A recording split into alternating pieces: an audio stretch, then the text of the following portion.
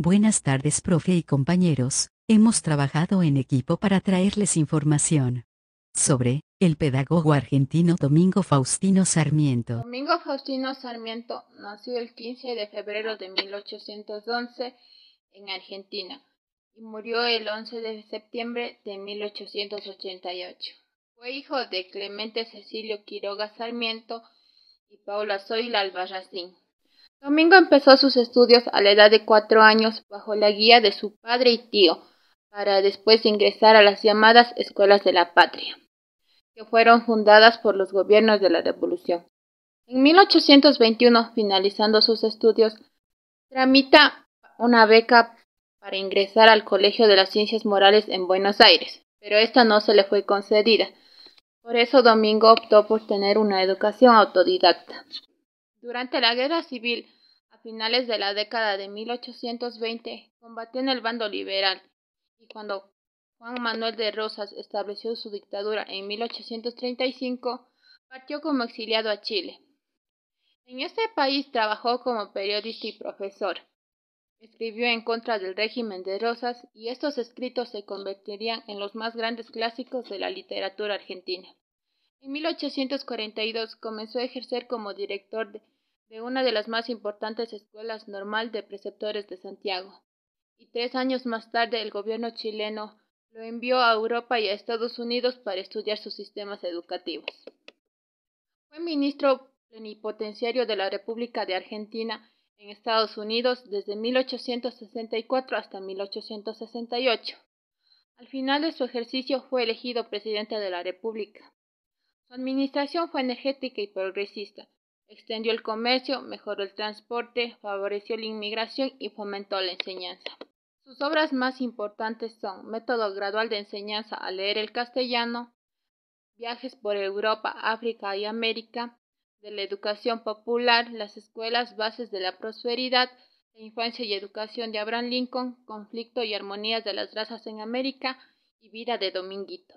Educación, creación de escuelas públicas y privadas, mediante la Ley Subvenciones de 1871 que asignaba a la educación pública las herencias sin sucesión directa y 1/8 de ventas de tierras públicas, garantizó los fondos para la creación de nuevas escuelas y la compra de materiales y libros. Durante su mandato y con el apoyo nacional, las provincias fundaron unas 800 escuelas de primeras letras, alcanzando un total de 1.816 escuelas, de las cuales el 27% eran privadas. A fin de garantizar la educación primaria, trajo desde Estados Unidos 65 docentes, 61 mujeres y 4 hombres, para los profesorados de primaria. Subvencionó la primera escuela para sordos y mudos, que era privada. Propició la creación y el desarrollo de la Comisión Nacional de Bibliotecas Popular, que hasta la actualidad fomenta el fortalecimiento de las bibliotecas populares. Método de lectura gradual. Durante su exilio en Chile, Sarmiento participó activamente de las actividades culturales y educativas. Creó un sistema de aprendizaje de lectura moderno que no obligaba a estudiar de memoria sílabas aisladas como se acostumbraba en ese entonces, sino un método con fundamento pedagógico y una metodología progresiva, publicando así el método de lectura gradual. En esta obra sentó las bases pedagógicas del silabario moderno. En él incorporó una metodología basada en el sonido de las sílabas y no en el nombre de las letras, como había sido hasta ese entonces.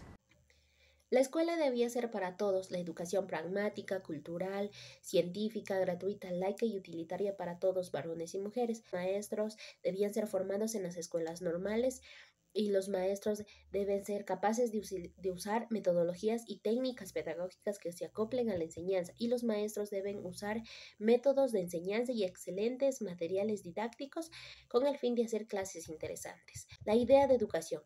La educación es el mejor medio para la transformación de pueblos atrasados, creyentes de espíritus y rituales. Aumentar la instrucción de todos los individuos para que estén capacitados para las funciones sociales.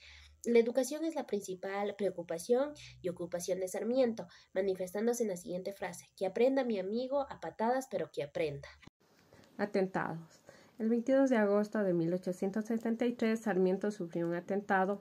Iba a bordo de su carruaje volviendo de una sesión de Congreso y fue interceptado en Maipo y Corrientes por 3 hombres.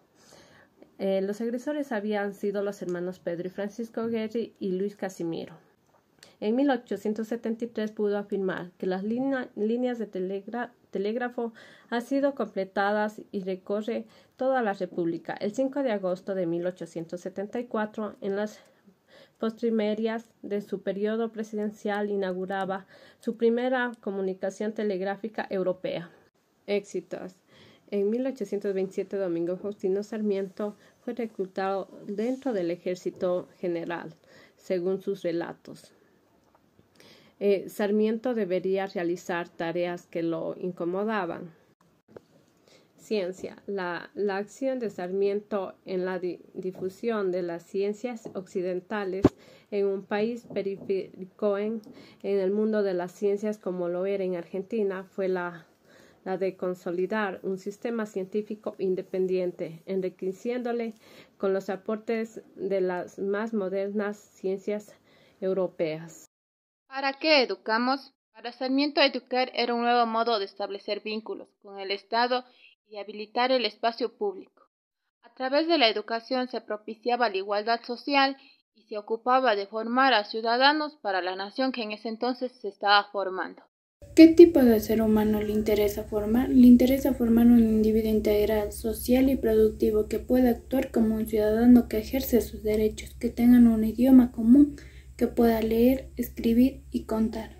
¿Con qué contenidos y experiencias? Sarmiento nos dice que la educación debe ser para todas y todas. Igualaba de forma completa a hombres y mujeres, algo polémico para la época, pero a la vez dejaba fuera a los indígenas, a quienes no consideraba ni siquiera dignos de ser educados. ¿Cómo se desarrolla este proceso de humanización? El legado de Sarmiento fue en general una educación normalizada y común para todos y todas.